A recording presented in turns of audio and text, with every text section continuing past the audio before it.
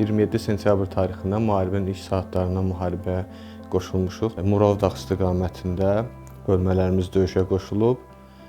Yekun yaralandığım hissə isə Ağdərə rayonunun dağları olub. İlk dəfə su qovşağının azad olunması xəbəri gəldi. 3 oktyabr tarixində mən onda Gəncə Beynəlxalq Xəstəxanasında müalicə alırdım. Elə həmin vaxtlarda Gəncəni də atəşə tutmuşlar. Mən onda Gəncədə elə Beynəlxalq Xəstəxanadaydım. Qələbə xəbəri, torpaqların azad olunması, cənab prezidentimizin məğrur şəkildə onu bizlərə elan eləməsi bizim təbii ki, yaralarımızı məlhəm olurdu və bizi daha da sevincimizə sevinç qatırdı. Füzuli bizimdir. Cəbrayıl bizimdir. Zəngilan bizimdir. Qubadlı bizimdir.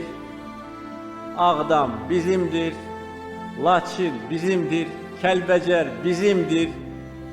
Şuşa bizimdir.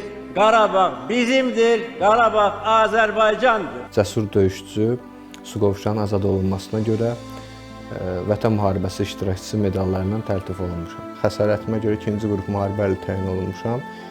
Daha sonra dövlət tərəfindən avtomobil və fərdi yaşayış sahəsi mənzillə təmin olunmuşam və 2-ci qruplara aid təqaüd və pensiya cənab prezident tərəfindən təqaüdlə təmin olunmuşam. Şükürlər olsun ki, mən də bu tarixin bir parçası oldum.